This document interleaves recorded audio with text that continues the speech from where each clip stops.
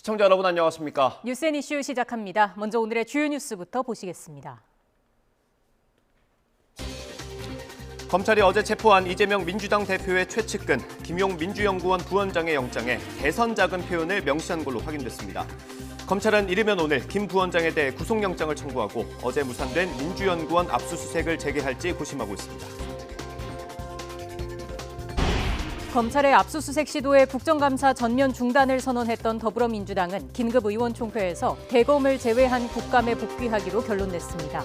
그동안 침묵을 지켰던 이재명 대표는 국감 중 야당 당사 압수수색은 정치 탄압이라고 비판했습니다.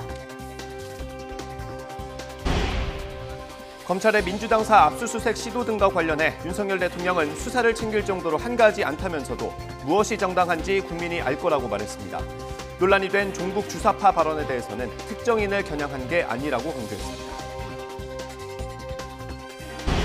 서울 강남 재건축의 상징으로 꼽히는 대치동 은마아파트 재건축 계획안이 조합 추진위가 설립된 지 19년 만에 서울시 심의를 통과했습니다. 은마아파트는 최고 35층 5,700세대로 탈바꿈하게 돼 다른 주요 재건축 사업에도 영향을 미칠 것으로 보입니다. 올겨울 코로나19와 독감 동시 유행 우려가 커진 가운데 오늘부터 65살 이상 고령자들에 대한 독감 무료 접종이 시작됩니다. 세계보건기구 WHO는 코로나19 바이러스의 변이가 계속되고 위험성이 여전하다며 국제적 공중보건 비상사태를 계속 유지하기로 했습니다. 푸틴 러시아 대통령이 현지 시간 19일 우크라이나 내 점령지 4개 지역에 계엄령과 대피령을 선포했습니다. 자국 내 이동 제한 명령을 내렸는데 국내 통제를 강화하기 위한 고육책으로 풀이됩니다.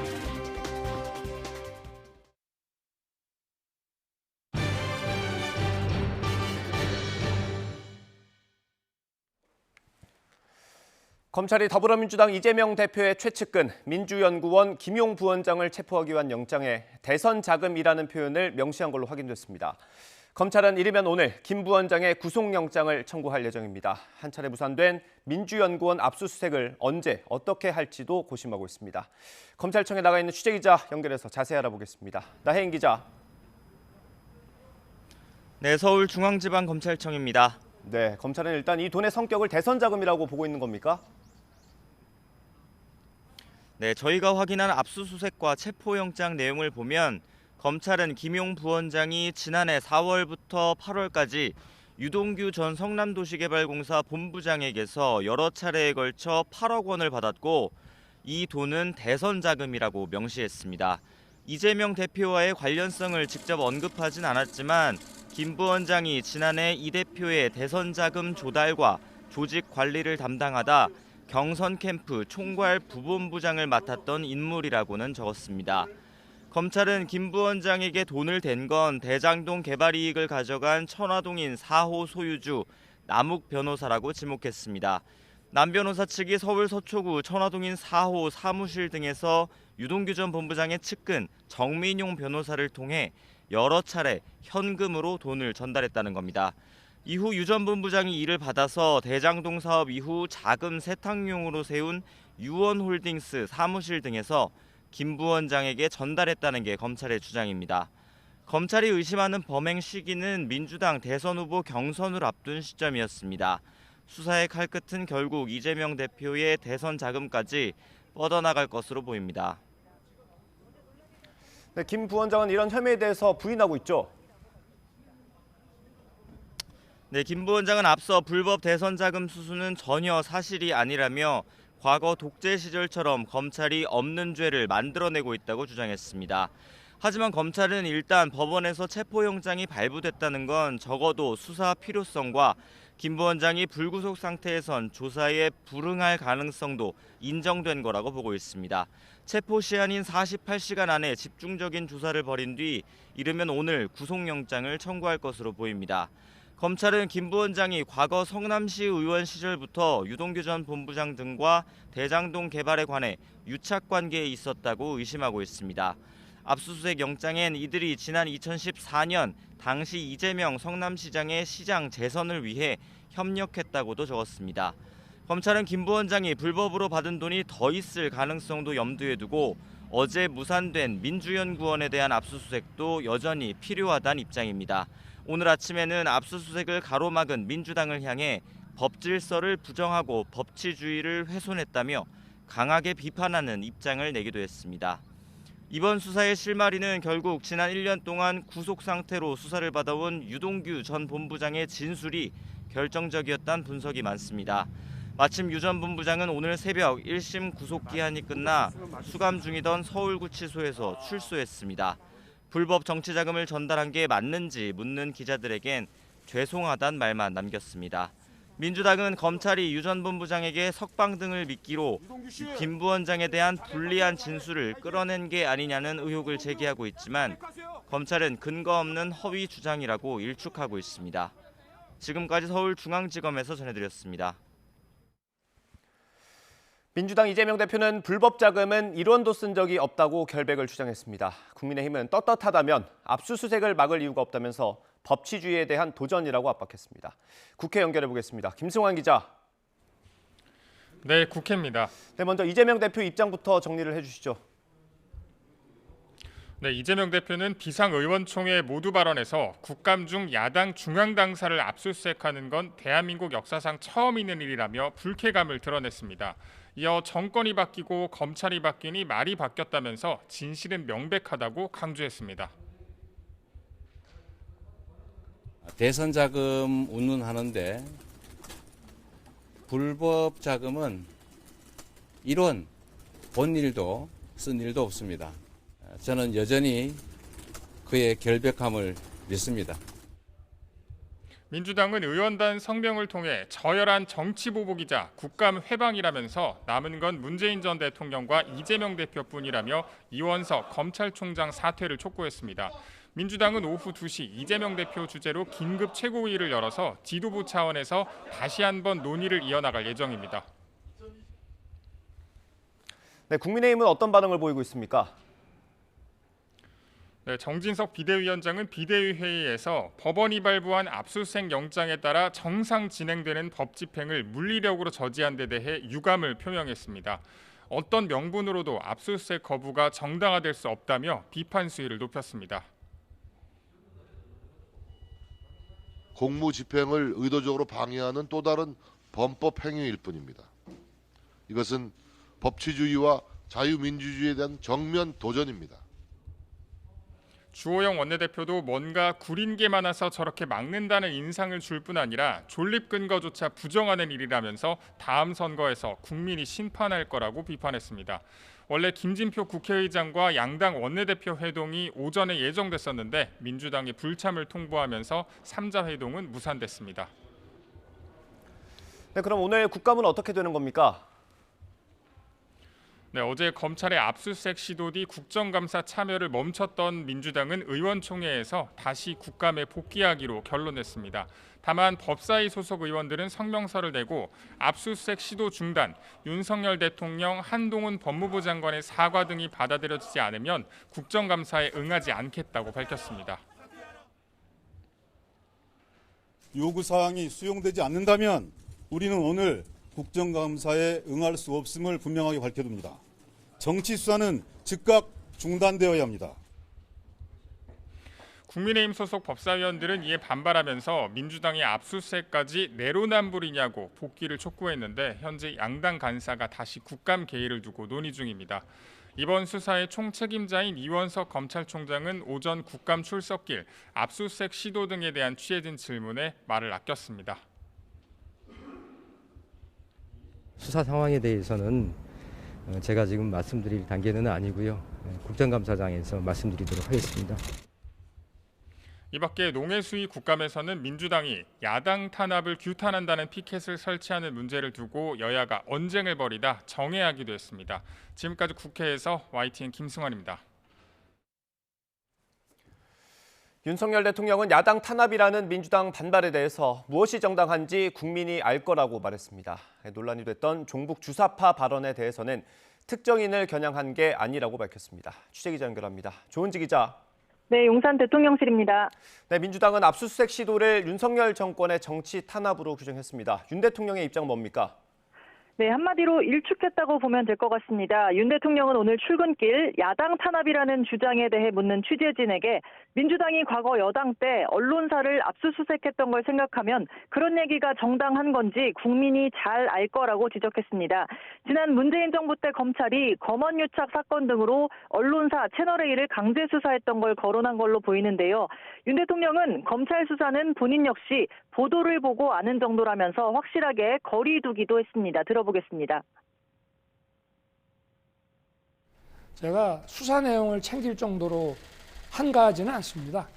그렇지만 지금의 야당이 여당이던 시절에 그 언론사를 상대로 며칠 동안이나 압수수색을 했던 그런 것들을 좀 생각을 해보면은 그런 얘기가 과연 정당한 것인지 국민들이 잘 아실 거라고 생각합니다. 네, 윤 대통령은 또 어제 국민의힘 원외 당협위원장과 오찬에서 했던 발언, 종북 주사파와 협치할 수 없다는 말에 대해서도 특정인을 겨냥한 말이 아니었다고 해명했습니다. 주사파인지 아닌지는 본인이 잘 아는 거라면서 대통령은 국가 보위에 책임이 있고 마침 종북 주사파 얘기가 나와서 답변한 거라고 말했습니다. 네, 어제 국회에서는 양곡관리법 개정안이 민주당 단독으로 상임위를 통과했습니다. 그런데 윤석열 대통령이 좀 반대 입장을 밝혔다고요? 네, 쌀의 정부 매입을 의무화하는 내용이죠. 양곡관리법 개정안을 윤 대통령이 오늘 가장 먼저 언급했습니다. 농민이 애써 농사지은 쌀값이 폭락하지 않도록 정부가 역대 최대 규모로 쌀을 격리했고 이렇게 정부 재량에 맡겨놔야만 수요 공급의 격차를 줄이면서 재정과 농산물의 낭비를 막을 수 있다 이렇게 말했습니다. 하지만 야당이 비용 추계도 없이 통과시켰다면서 향후 정부가 의무적으로 쌀을 사게 되면 공급 과잉은 더 심해지고 농업 관련 재정도 낭비된다고 비판했습니다. 윤 대통령은 국회의 재논의를 요구하면서 사실상 반대 뜻을 분명히 했습니다. 정부의 재량사항으로 맡겨놔야지 수요와 공급의 격차를 점점 줄여가면서 우리 재정과 농산물의 낭비를 막을 수가 있습니다. 국회에서 조금 더 심도 있는 논의를 해주기를 당부드립니다. 네, 윤 대통령은 이어 평택 SPC 계열 제빵공장 사망 사고와 관련해 너무 안타까운 일이라면서 사고 이후에도 기계를 가동했다는 의혹에 대해 경위 파악을 지시했다고 밝혔습니다. 법과 제도, 이윤 다 좋아도 우리가 같은 사회를 살아가는데 사업주나 노동자나 서로 상대를 인간적으로 살피는 최소한의 배려는 하면서 사회가 굴러가야 하는 거 아니냐고 밝혔습니다. 지금까지 용산 대통령실에서 YTN 조은지입니다. 미 국무부는 북한의 계속되는 포사격 도발에 우려를 표시하면서도 북한과의 대화 입장에 변함이 없다는 기존 입장을 되풀이했습니다. 베단트 파텔 국무부 수석 대변인은 브리핑에서 북한의 포사격이 국제사회의 관심을 끌기 위한 것인지 묻는 질문에 북한의 생각을 추측하지 않겠다며 이번 주 내내 이어진 포격은 심각한 우려 사항이라고 말했습니다. 일각에서 제기되는 한국과의 핵 공유와 관련해선 바이든 대통령이 미국의 모든 방어 능력을 사용해 확장 억제를 제공하겠다고 공약했다며 사실상 부정적인 견해를 내놨습니다. 다음 달 일본 해상자위대가 관함식을 엽니다. 이 기간에 우리 해군참모총장의 일본 출장이 잡혔는데 이 관함식에 참석할 계획은 없는 걸로 확인됐습니다. 신준명 기자입니다. YTN이 확보한 이종호 해군참모총장의 일본 출장 계획안입니다. 제18회 서태평양 해군 심포지엄 WPNS 회의 참석과 우방국과의 대화 등을 위해 다음 달 5일부터 5박 6일 동안의 출장이 계획됐습니다. 이 총장은 5일과 6일엔 양자대담과 환영 행사 등에 참석하고 이후 이틀간 WPNS 본회의에 참석할 방침입니다. 그런데 이 총장의 출장 기간인 6일, 일본에선 해상자위대 창설 70주년 국제 관함식이 열립니다. 역대 해군 총장들은 영국과 중국, 러시아와 태국에서 열린 국제 관함식에 참석한 전례가 있지만 이번 이 총장의 출장 계획엔 일본 국제 관함식 참석 일정은 없는 것으로 확인됐습니다. 해군 관계자는 정부 차원의 관함식 참석 여부가 아직 결정되지 않았다며 해군 참모총장의 관함식 참석 계획도 없다고 설명했습니다. 최근 한미일 해상연합훈련에 대한 논란이 계속되는 상황에서 제국주의 상징인 우길기를 단 함정을 일본 총리가 사열하는 행사에 참석하는 건 부적절하다는 비판을 의식한 것으로 보입니다.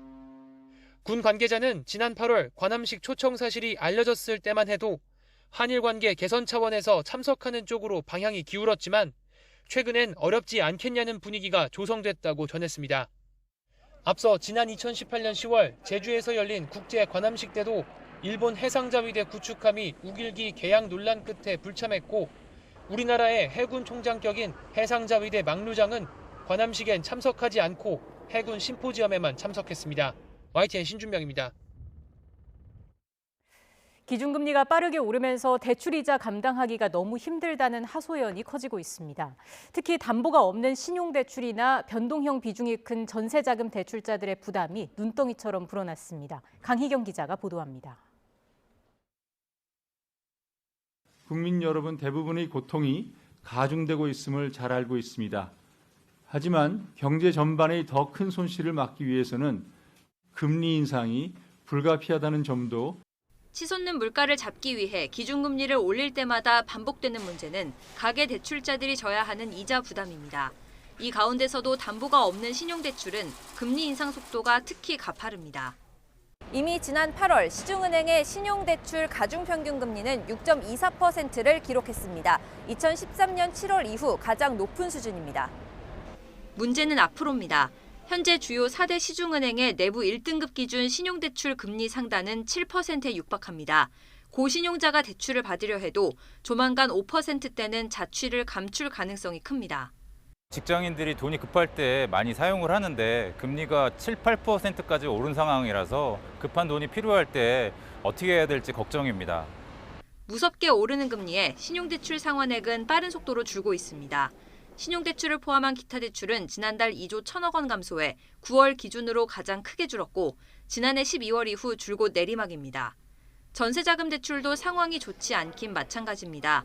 금융감독원 자료를 보면 은행권 전세자금 대출 잔액 가운데 무려 94%가 변동금리형으로 집계됐습니다. 실거주 목적으로 대출을 받았지만 불어나는 이자를 고스란히 감당해야 하는 상황인 겁니다.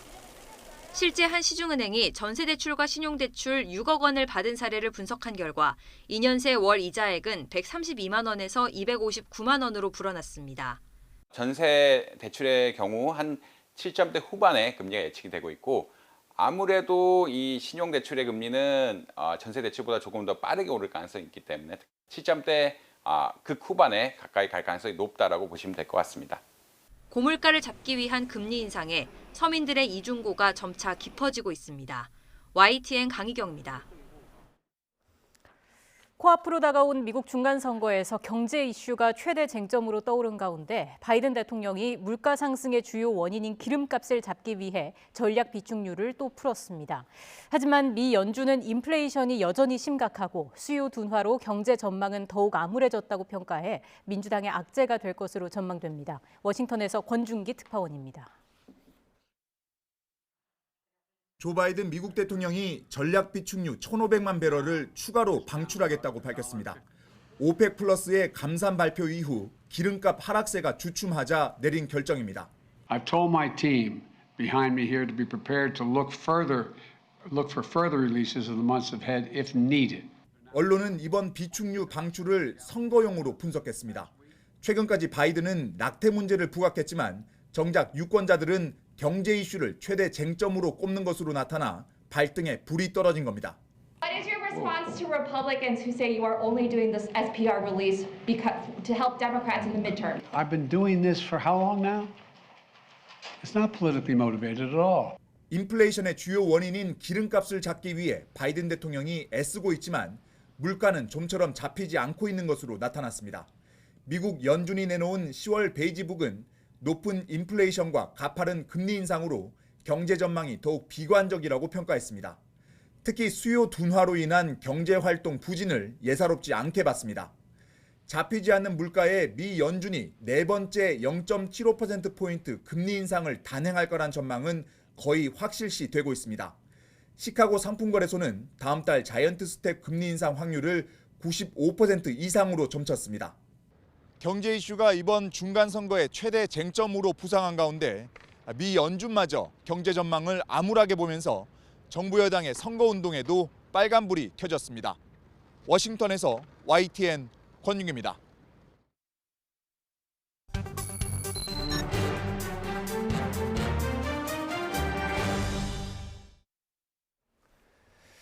양육비를 주기로 한 약속을 지키지 않는 부모들이 여전히 적지 않습니다. 고급 외제차를 타면서 피해 다니거나 법원의 감치 명령을 무시하는 경우도 있습니다. 이런 무책임한 부모들이 강화된 법에 따라 처음으로 경찰에 고소됐습니다.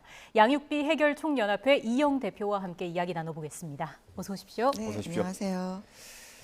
네, 약속한 양육비를 지급하지 않은 엄마 아빠 경찰 조사를 받게 된 거고요. 기막힌 사연이 좀 있더라고요. 먼저 고급 외제차를 타면서도 아이한테는 무관심한 사례 어떤 내용입니까? 초등학교 두 아들의 엄마신데요. 이분이 지금 2018년도부터 지금까지 약 한 6년 동안 미지급 상태로 단 한 차례도 지급하지 않은 상황이에요. 예. 그래서 이제 법적인 절차를 밟으려고 하다 보니까 이제 법원의 우편물이 송달이 되지 않아서 네. 이제 나중에 확인을 해보니까 이제 위장 전입을 한 상태였고 처음에는 이제 친언니 주소였다가 나중에는 또 친정 어머니 주소로 되어 있는 상황이어서 감치 소송이라는 것을 치를 때까지도 상당히 좀 고전을 하셨고요. 예. 감치 소송을 치르고 이제 법원으로부터 어렵게 판결을 받아서도 감치 집행을 하는데도 어려움이 있었습니다. 실거주를 확보를 해야 돼서 몇 가지 근거를 가지고 이제 아이 아빠하고 이제 저희 단체도 좀 도움을 드렸는데요. 추적을 해서 알아보니 강남구 대치동에 살고 있었고 그리고 이제 집 앞에 BMW 승용차 타고 있는 거는 이제 뭐 알고 있었던 상황이라 그 본인이 소득도 있고 능력이 있는데도 현금으로 지급받으면서 이제 그 금융 자산이나 이런 것들을 숨기고 양육비를 지급하지 않은 그런 사례입니다. 예. 감치라는 게 이제 유치장 또는 교도소에 가두는 걸 의미하는데 네, 맞습니다. 감치 명령 관련해서 저희가 잠시 뒤에 또 자세하게 설명을 드릴 거고요. 또 다른 사례도 놀라웠어요. 그 법적으로 할 수 있는 걸 다 했는데 1억 원이 넘는 양육비를 받지 못한 사례도 있었다고요. 네, 이분은 이제 혼자 아이를 키운 지 11년 차에 있었었는데 지난해 이제 감치 소송을 끝내고 제재 조치가 있기까지는 10년 동안 한 차례도 지급받은 바가 없어요. 예. 근데 이제 감치를 받았고 그리고 이제 제재 조치를 취했는데 네. 거기서 이제 일부의 금액을 지급은 했지만 여전히 지금 1억 2천만 원은 이제 지급되지 않은 상황이 있습니다. 예. 저희가 사실 보편적으로 알기에는 양육비를 주지 않는 사례들이 아빠들이 더 많았던 것 같은데 엄마도 적지 않은 모양입니다. 네, 맞습니다. 이게 이제 사실은 한부모 가정 내에 아이들을 키우는 양육자가 여성인 경우, 그러니까 모자 가구가 80%이기 때문에 양육비를 안 주는 비율이 그만큼 이제 좀 그 남성인 경우가 있었지만 사실은 그 아이를 자기 자녀를 두고 비정하게 살고 있는 엄마들도 많습니다. 네. 근데 이렇게 고소를 할 수 있게 된 것도 얼마 안 됐다고요. 네, 이제 이번에 이제 처음 시행된 건데요. 양육비 개정법이 이제 지난해 2021년 7월 13일부터 시행이 됐고 네. 그것은 감치 판결을 7월 13일 이후에 받은 건에 관해서 적용이 가능합니다.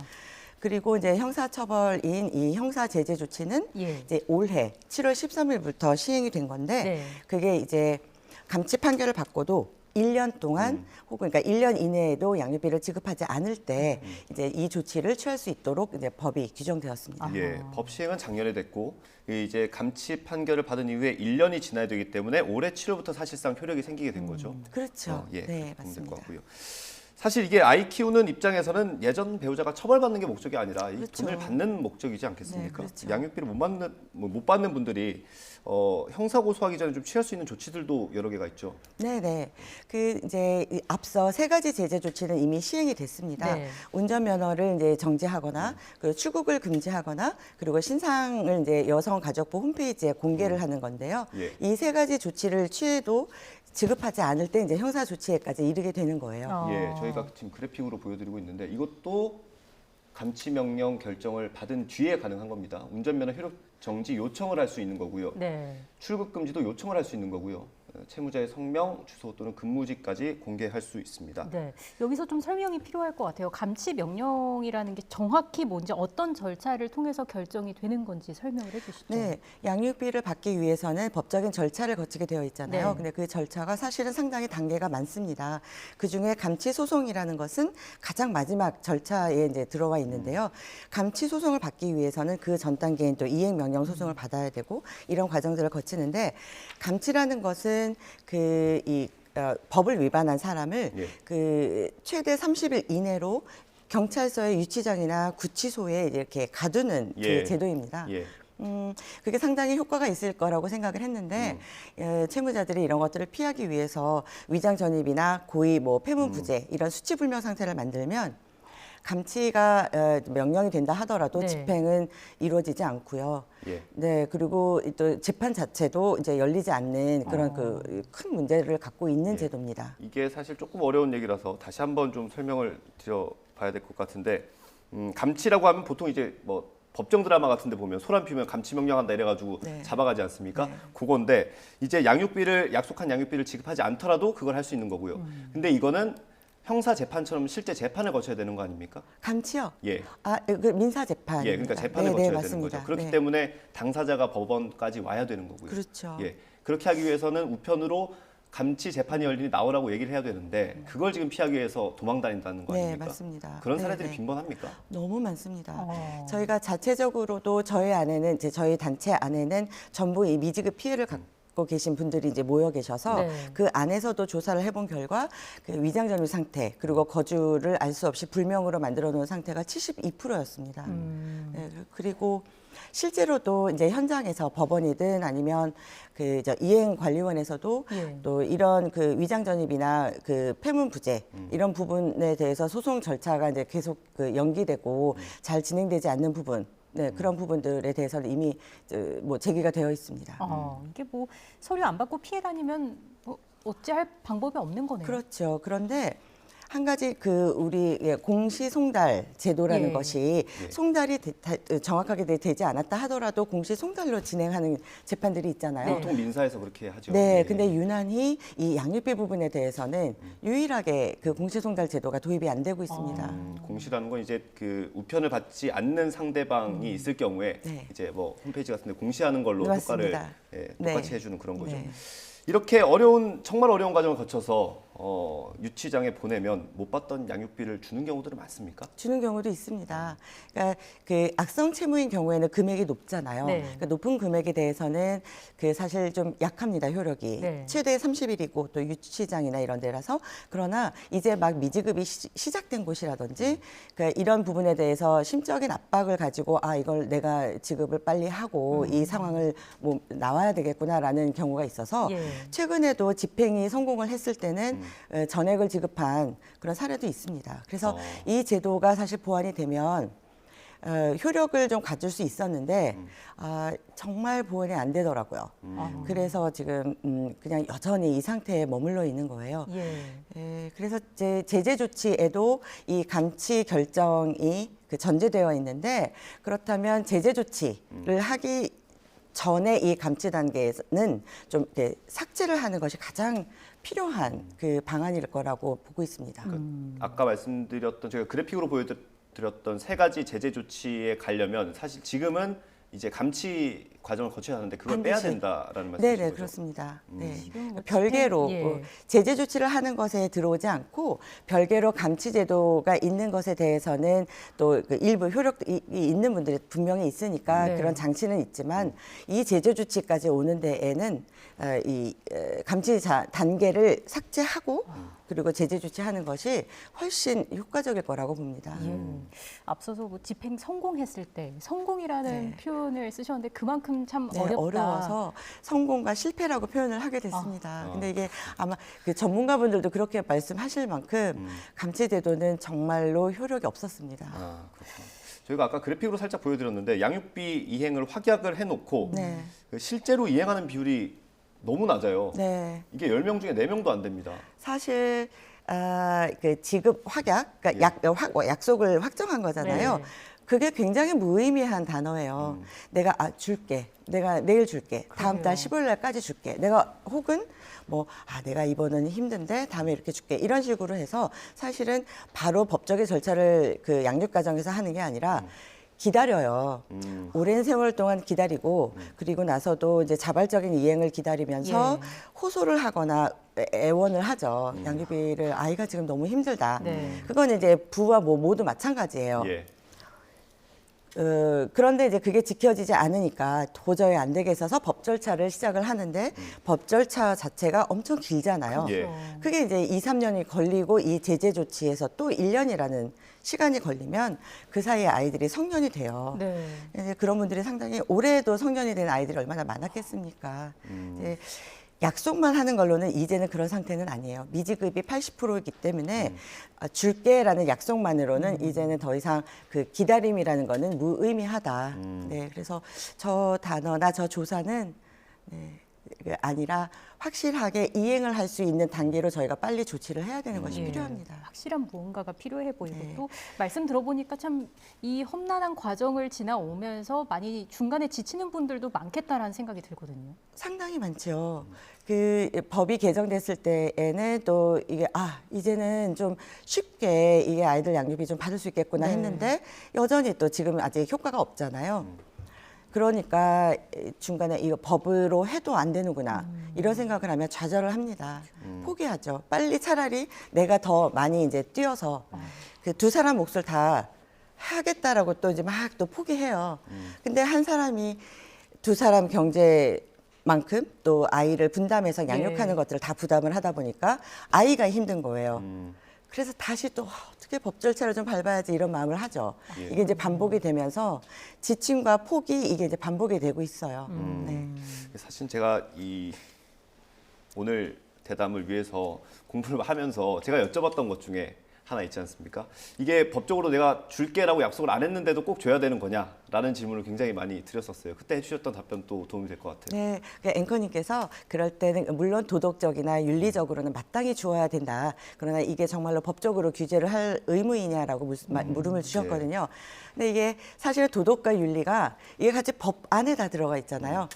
이게 채권이 있든 없든 사실은 태어난 아이를 대해서는 어른들은 반드시 책임을 져야 되고 네. 그 첫 번째 책임은 부모에게 있잖아요. 그러니까 그거는 아이들 양육비 이거는 아이들이 성장할 때 반드시 필요한 아주 기초 비용이기 때문에 그게 없으면 아이들 생존권에 직결이 돼요. 그러니까 아이들이 너무 힘들어하고 아이들이 막 계속 상처를 안고 있으면 결국 국가 미래 동력도 떨어지는 일이잖아요.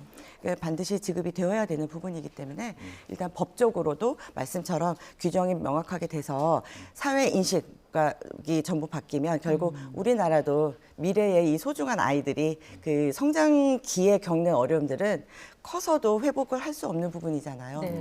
미리미리 이런 것들은 좀 대비를 해야 된다고 생각합니다. 구체적으로 어떤 부분들이 좀 보완이 됐으면 좋겠는지 그것도 설명을 해주세요. 네, 앞서 말씀드렸던 것처럼 법적으로는 감치제도라는 부분에 대해서 문제점을 개선을 해야 되니까 공시송달 제도를 도입해서 감치제도를 통해서도 이행이 될 수 있도록 하는 것 하나고요.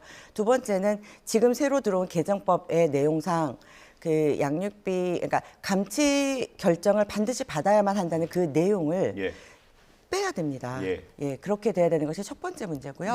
그리고는 지금 개정법에 가지고 있는 제재 조치들의 그런 예외 조항의 내용들, 그 내용들이 지금 오히려 채권을 갖고 있는 양육 가정보다 채무자에게 더 많은 부분을 보호해주는 형태로 들어왔어요. 예를 들면 운전면허 정지 같은 경우는 뭐 생업일 경우에는 그러지 아니할 수 있다 뭐 그런 내용. 네, 운전이 생계수단일 경우에는 이거 제외한다. 그러면 운전을 생업으로 갖고 있는 부모의 자식은 양육비 없어도 되나요? 그렇게 살 수 있는 건 아니잖아요. 그렇게 예외 사항을 두면 안 되거든요. 그리고 이제 가지고 있는 조항마다 100일의 뭐 어떤 기한을 두고 있다거나 이런 것들은 의미가 없이 그거는 양육비 이행을 확보하겠다는 게 아니라 그냥 텍스트에 불과하다고 느껴져요. 그러니까 그거는 양육비 이행 확보할 수 있는 수단의 정도까지 좀 수위를 높여야 된다고 생각합니다. 마지막으로요. 오늘 저희가 얘기한 것들 대부분이 이제 여가부 업무 아니겠습니까? 근데 이번 정부 들어서 이제 여가부의 업무를 다른 부처로 좀 분산하기로 했는데 아쉬운 부분이 있으실 것 같습니다. 지금까지는 그 부분에 대해서 구체적으로 어떤 내용이 발표된 바가 없어서 저희들이 관심을 갖고는 있지만 뭐 이렇게 어떤 정확한 내용들이 있어야 말씀을 드릴 수 있을 것 같은데요. 일단은 어느 각 부처마다 가지고 있는 주요 기능이 있잖아요. 특수성을 가지고 있는 그런 기능은 축소를 하거나 없앨 것이 아니라 그 기능을 더 강화해야 된다고 생각을 하고 있으니까 그럼 그 어떤 주요 기능, 특히 이제 아동 양육비 부분에서는 그 주부부처가 다 한 군데였는데 그 기능을 강화해서 그게 이제 어디로 이동이 되거나 새로이 된다 하더라도 지금 어떤 실패와 성공을 거듭해 왔었던 곳이 아무래도 그 일에 이 업무 수행의 노하우가 있을 테니 네. 양육비 이행관리원의 그 역할이나 독립적인 권한을 보장하고 집행권을 좀 더 집행력 있도록 주시면 이 아동 양육비 부분에서 이 부분도 좀 이행률도 높아지고 잘 풀릴 것 같다. 이렇게 보고 있습니다. 네, 알겠습니다. 앞서 말씀해 주신 것처럼 양육비는 아이들의 생존권과도 직결이 되는 것이고요. 부모의 의무이자 책무입니다. 보다 확실한 대책, 보완책이 하루빨리 마련될 수 있기를 기대해 보겠습니다. 양육비 해결 총연합회 이영 대표 이야기 들었습니다. 고맙습니다. 감사합니다.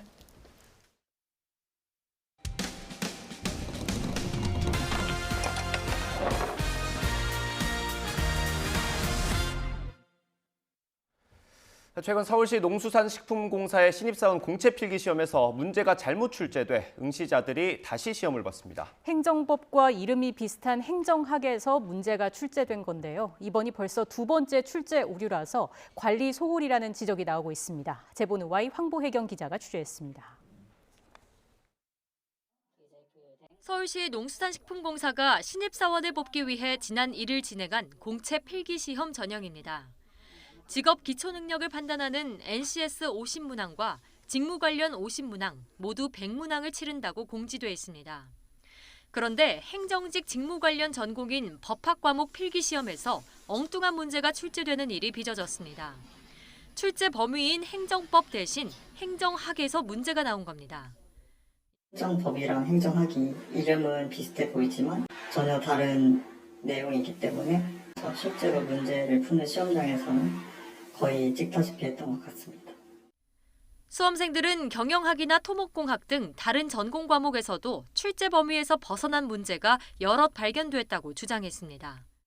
제가 지금까지 시험을 많이 봤었는데 첫 페이지를 펼쳤을 때부터 이게 경영학이 맞나 싶을 정도로 굉장히 좀 이제 당황스러웠고요. 토목공학이나 행정학 그리고 법학까지 다른 수험생들도 비슷한 이제 의견을 많이 갖고 있어서. 공사 측은 법학 과목에서 출제 대행사의 오류를 인정하고 일주일 뒤 재시험을 치렀습니다. 하지만 다른 과목들은 출제 범위에서 벗어나지 않는다며 이의를 받아들이지 않았습니다.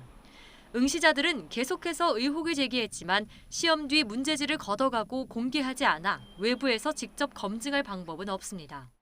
필기가 60%라 굉장히 비중이 큰데 이러한 출제 오류가 다시 한번 반복되고 있다는 점에 대해서 수험생들이 굉장히 민감하게 받아들이고 있고 굉장히 분노하고 있는 상황입니다. 서울시 농수산식품공사의 공채 필기시험을 둘러싼 잡음은 이번이 처음이 아닙니다. 지난 2016년엔 당시 출제 대행사가 기술직 전기 분야 필기 문항 전체를 2011년도 전기기사 검정시험에서 그대로 가져와 베끼기 논란이 일었습니다. 공사가 대행사의 출제를 맡기고 기본적인 검수조차 하지 않는다는 비판이 나오는 이유입니다. 이에 대해 공사 측은 채용 비리를 막기 위한 국민권익위원회 권고에 따라 문제 출제부터 검수까지 대행사에 위탁하는 구조라고 해명했습니다. 그러면서 재발 방지를 위해 공사 직원이 문제를 최종 검수하는 방안 등을 검토하고 있다고 설명했습니다. 상대적으로 규모가 작은 공공기관 채용엔 경쟁 입찰에 참여하는 대행사도 소규모 업체들이라 관리에 허점이 많다는 지적도 나옵니다. 반복되는 시험 출제 오류는 채용 공정성 문제를 야기합니다. 공공기관에서 공정성을 높이기 위해 좀 더 전문성 있는 대형 업체를 선정해야 하는데 예산의 한계로 그렇지 못하는 측면도 있습니다. 결국 대행사에 따라 출제 범위와 문제 유형이 오락가락하면 공채 과정의 신뢰성이 흔들릴 수밖에 없는 만큼 명확한 출제 기준과 검수 과정이 필요하다는 지적이 커지고 있습니다. YTN 황보혜경입니다. 오늘 아침도 날이 다소 추우셨죠? 다행히 낮부터는 따뜻한 서풍이 유입되면서 이맘때 가을 날씨를 되찾겠습니다. 오늘 서울 낮 기온은 19도로 어제보다 2도가량 높아서 선선하겠습니다. 다만 기온이 크게 오르는 만큼 일교차는 더욱 크게 벌어지겠습니다. 기온 변화가 심한 요즘 건강관리에 각별히 유의해 주시기 바랍니다. 오늘도 낮 동안 쾌청한 하늘이 펼쳐지겠습니다. 다만 대기가 정체되며 밤부터 경기와 충청 지역의 대기질이 탁하겠는데요. 내일까지 중서부 지역을 중심으로 초미세먼지 농도가 나쁨 수준을 유지하겠습니다. 오늘 낮 기온은 어제보다 2에서 4도가량 높겠습니다. 서울 19도, 대구 21도, 광주는 22도로 예상됩니다. 휴일까지는 이맘때 가을 날씨가 이어지겠고요. 다만 일요일과 월요일 강원 영동에는 비 예보가 있습니다. 다음 주 초반에는 일시적으로 찬 공기가 남하하면서 반짝 추위가 찾아올 전망입니다. 날씨였습니다. 국내에서 코로나19가 유행한 뒤 처음으로 독감이 동시에 확산하면서 예방접종에 참여하는 발길이 이어지고 있습니다. 정부는 30%대 접종률에 머물고 있는 고령층은 물론 13세 이하 어린이의 독감 예방접종 참여도 독려하고 있습니다. 보도에 김평정 기자입니다. 올해 독감은 이전보다 유행 규모가 크고 더 길게 이어질 수 있습니다. 코로나19가 국내 유행한 2년여 동안 독감 환자가 급감해 자연 면역 형성이 감소했기 때문입니다. 12월은 돼야 발령되던 독감 유행주의보는 올해 이례적으로 석 달 이른 9월에 내려졌습니다. 독감 예방접종에도 어린이와 고령층 같이 무료 접종 대상은 물론 본인 부담금이 있는 일반 성인들도 많이 참여하고 있습니다. 기저질환이 있는데 요즘 그 독감이 유행하고 있어가지고 폐렴 등으로 발전할 수 있다고 해가지고 미리 맞으러 왔습니다. 독감에 걸리면 38에서 40도 정도의 고열과 오한을 포함해 근육통과 두통이 심하게 나타납니다. 영유아와 고령층, 임신부와 만성질환자 등은 폐렴으로 진행할 수 있어 특히 주의해야 합니다. 독감에 걸리게 되면 독감의 합병증이 아주 크게 나타나실 수 있기 때문에 기저질환자나 고령자, 어린이, 임산부들은 꼭 독감 예방접종을 하셔야 합니다. 현재 독감 백신 무료 접종이 시행 중인 70세 이상 고령층의 참여율은 30%대에 머물고 있습니다. 65세 이상 무료 접종도 시작되는 만큼 정부는 접종률을 더 끌어올리려 독려하고 있습니다. 생후 6개월부터 13세 이하 가운데 생애 최초 접종이라서 2번 맞는 대상자는 40%, 1회 접종 대상자는 30%가량인 어린이 접종률 향상에도 역량을 집중하고 있습니다. 정부가 지원하는 무료 접종 대상자는 물론 고위험군과 함께 사는 가족도 예방접종을 하는 것이 권장됩니다. 또 면역력이 약한 고령층은 합병증도 예방하도록 폐렴 구균 백신까지 맞는 것이 좋습니다. YTN 김평정입니다.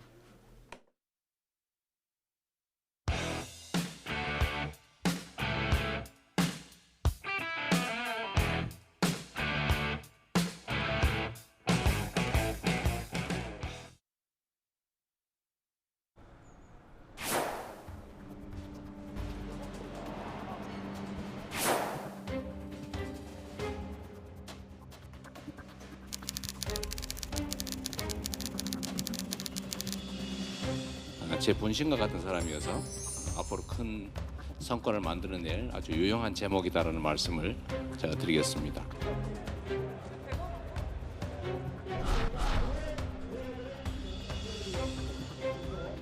사상 초유의 야당 중앙당사 압수수색 시도에 대하여 항의하고 그 뜻으로 지금 이 시각으로 국정감사를 전면 중단하고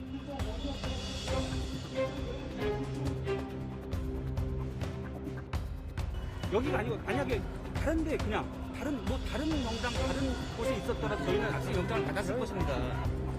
민주당에 대한 압수수색으로 규정하고 또 국정감사에 대한 도발로 규정을 합니다. 대선 자금 운운하는데 불법 자금은 이런 본 일도 쓴 일도 없습니다.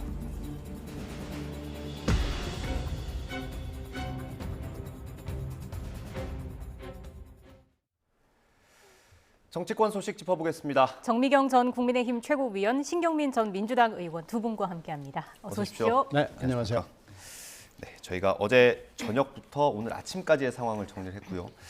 민주당 이재명 대표와 정진석 국민의힘 비대위원장 얘기를 저희가 영상으로 묶어봤습니다. 이거 들어보고 대담 이어가겠습니다.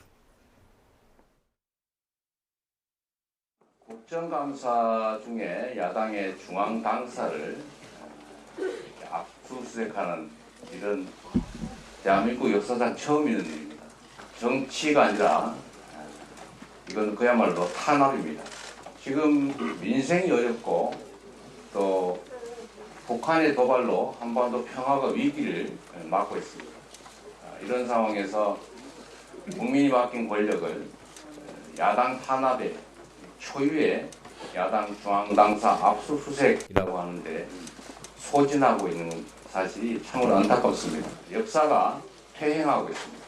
우리는 함께 싸워서 민주주의를 지키고 역사의 퇴행을 막아야 합니다. 지금 검찰이 벌이고 있는 정당한 법 집행은 문정권 초기에 전방위적으로 조직적으로 살벌하게 자행했던 그런 적폐청산과는 결이 다른 것입니다. 지금 검찰의 정당한 법 집행은 전대미문의 토지개발 사기 사건으로 선량한 국민들이 피해를 본 바로 그 사건과 대선 자금의 흐름에 대해서 추적하는 그것을 수사하고 있을 뿐입니다. 거대 야당 민주당의 진정성 있는 태도 변화를 촉구합니다. 네, 정확히 얘기하면 민주당사 안에 있는 민주연구원에 대한 압수수색이죠. 민주당은 지금 국정감사 중이라는 이 시점에 좀 집중을 하는 것 같습니다, 의원님. 뭐 그 시점 중요합니다. 그런데 저는 지금 주목하는 게 서울 고검 국감을 법사위가 할 때 서욱 전 국방장관 영장을 쳤고요. 예. 오늘이죠.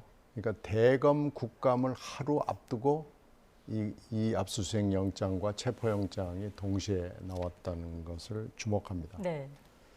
그리고 또 하나 주목하는 시점은 그 유동규 씨가 이제 구속 만기일이 돼가지고 네. 어젯밤이죠. 오늘 새벽? 네, 오늘 새벽. 그러니까 1년이 돼가지고 지금 출소를 하는 시점이거든요. 이 시점을 이렇게 보면은 검찰이 엄청난 그 수사에 자신감을 가지고 있다라는 것을 읽을 수가 있어요. 그런 여러 가지 금방 얘기하는 타이밍이랄지 출소 날짜랄지 뭐 이런 걸 봤을 때요. 그리고 지금 그 사이에 대장동하고 위례 사건을 검찰이 병합을 해가지고 수사를 하면서 네. 얘기가 거의 안 나왔거든요. 쌍방울 얘기만 뭐 엄청나게 많이 나왔거든요. 예. 그래서 대장동 위례 사건이 수사가 진행이 잘 안 되고 뭐가 막힌 거 아닌가라고 그랬는데 서초동에서 돌아다니는 얘기를 이제 여의도에서 흘러나오는 얘기를 들어보면 프리바게인이 맹렬하게 진행 중이다라는 얘기가 있었거든요. 그게 이제 법사위 국감에서 나왔죠. 네. 근데 그 얘기는 사실 돌아다닌 지가 꽤 됩니다. 제가 그 얘기를 들은 건 상당히 됐습니다. 그렇게 따져보면 어저께 그리고 며칠 전부터 이 대장동 위례 사건이 분출이 된 거예요. 그건 뭐냐면은 이 대장동 위례 사건이 그 사이에 몇 달 동안 굴러왔던 것들이 어저께 빵 터져 나온 겁니다. 네. 이게 심상치가 않아요. 예. 이게 말하자면 어떻게 보면 클라이막스의 시작이라고 할까요? 어저께 김용 체포영장과 또 김용 압수수색 영장이 나오면서 이게 뭔가 심상치 않고 그 사이에 뭔가 수면에서 끓고 있던 것들이 팍 터져 나왔구나 하는 느낌을 굉장히 받고요. 거기서 읽을 수 있는 건 증거가 증언과 증거가 복수로 존재하는구나라는 느낌을 받습니다. 이제 시작일까요?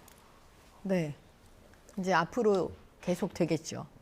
그 핵심은 저는 그렇게 봐요. 보통은 이런 경우에 이제 8억 정도 줬다. 그러면 긴급 체포를 하거든요. 네. 근데 긴급 체포를 안 하고 체포영장에 의한 체포를 한 거예요.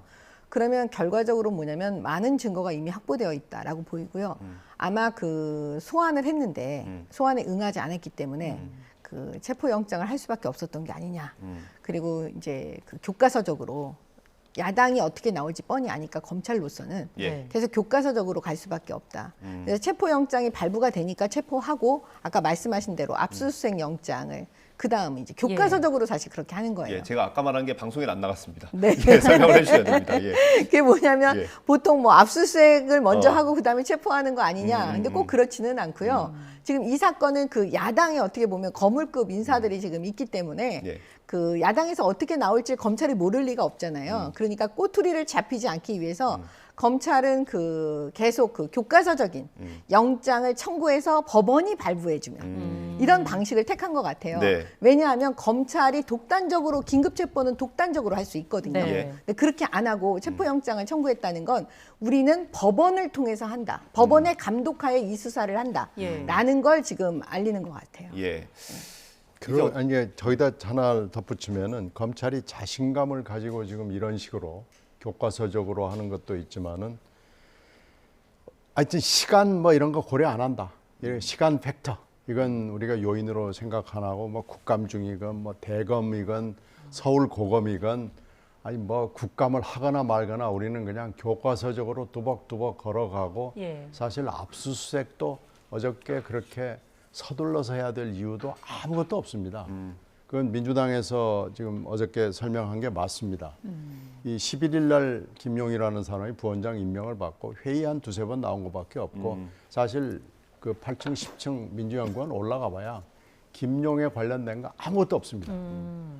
그런 걸 다 알고 교과서적으로 어저께 와서 그렇게 한 8시간 하는 거예요. 그런 것들이 지금 너무나 엄청나게 검찰이 굉장한 자신감을 가지고 있다는 근거는 유동규입니다. 유동규와 그 같이 일을 했던 남욱 변호사 그리고 남욱 변호사와 정민영 변호사는 한 몸이라고 볼 수 있거든요. 그러니까 이 세 사람에 관련된 그 받을 수 있는 이 증언은 다 받았다라고 보이고요. 김용이 지금 정치자금으로 나왔지만 사실 본체는 정치자금도 있지만은 대장동 위례지구의 그 인허가 과정이잖아요. 사업 과정이잖아요.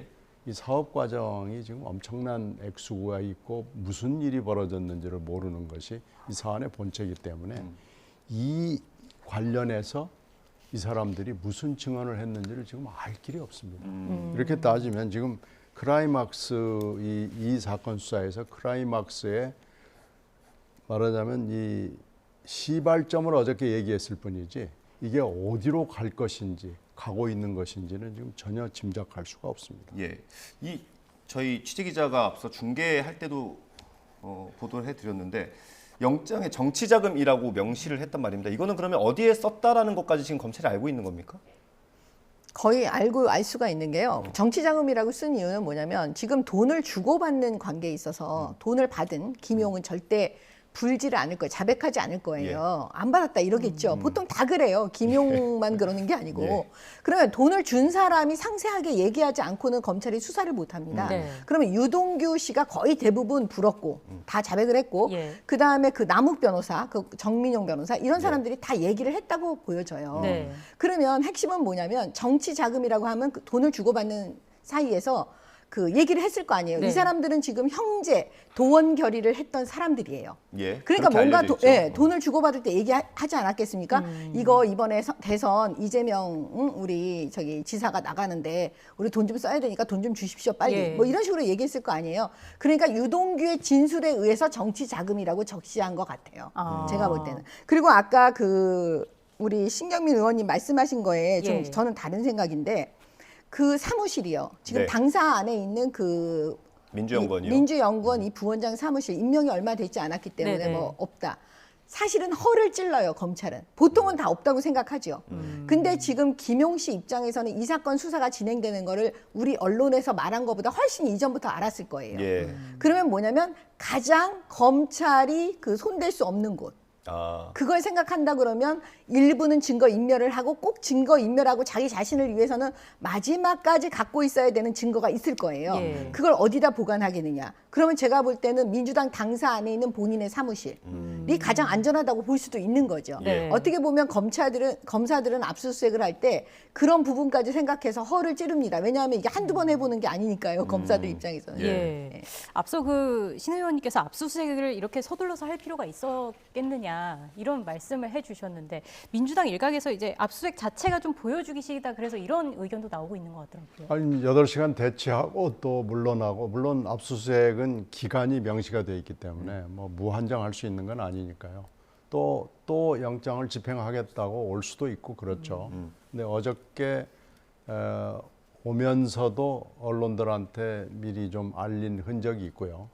또 8시간 정도 이렇게 대치 국면을 만들어 놓은 걸로 봤을 때는 저는 그 정 검사 시절에 아마 그렇게 하셨던 것 같은데 정 의원께서 이번 건은 그건 아닌 것 같아요. 그리고 이번 건은 충분히 민주당사 앞에서 그런 프로모션을 해가지고 민주당과 국민 신뢰를 어떤 말하자면 이간하는 뭐 그런 어저께 그런 프로모션이 아니었나 이렇게 생각을 합니다. 그래서 이 사태가 지금 정치자금법 위반으로 시작이 됐지만 대장동 위례 사건의 본체로 들어갈 가능성이 충분히 있고 이래서 저는 민주당원의 한 사람으로서 전직 의원으로서 얘기를 하자면은 굉장히 조심스럽게 대응을 해야 되고 지금 검찰이 저렇게 자신감을 가지고 교과서적으로 법원까지 끌어들이고 해가지고 이렇게 할 때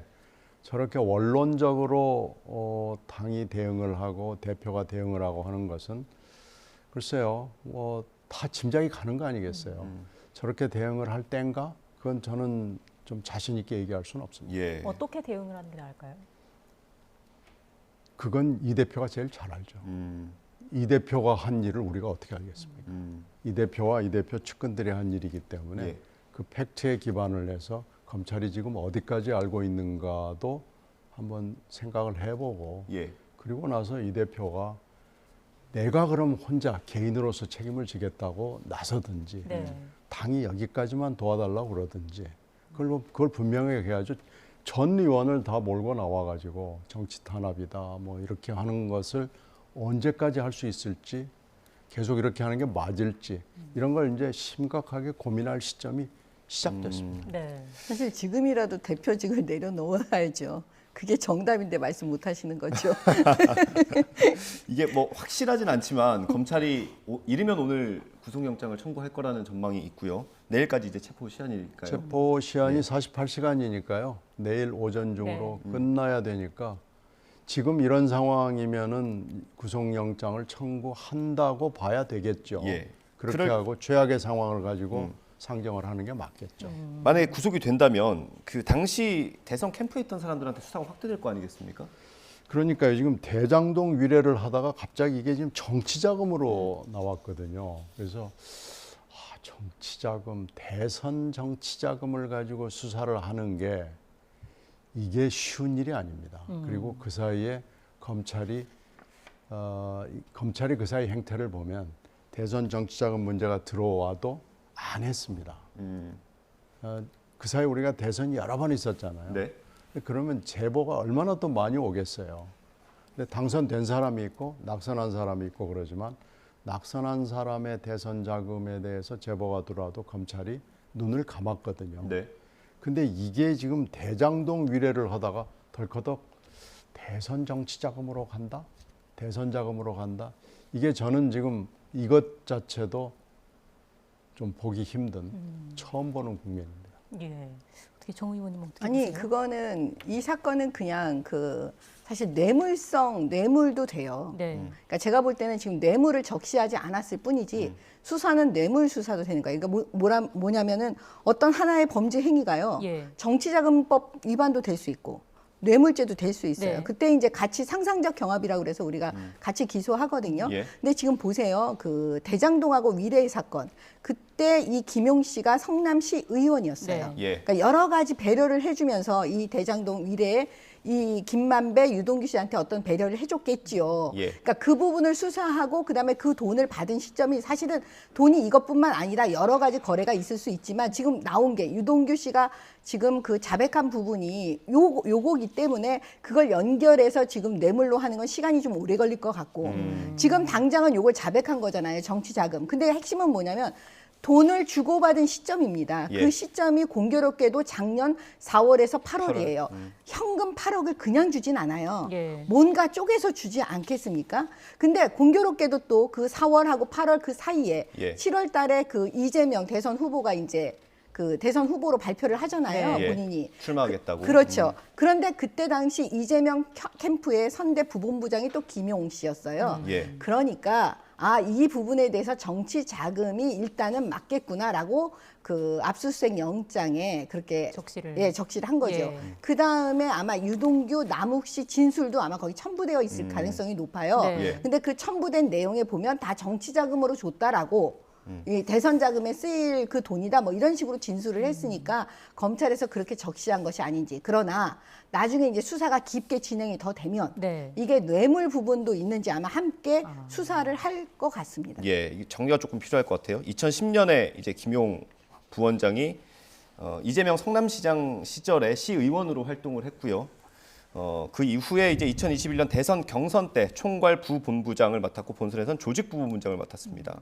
그러니까 성남시장에 있었던 의혹들, 성남시 의원으로 활동할 때 있었던 의혹들은 뇌물죄가 될 수 있다라고 보시는 거고요.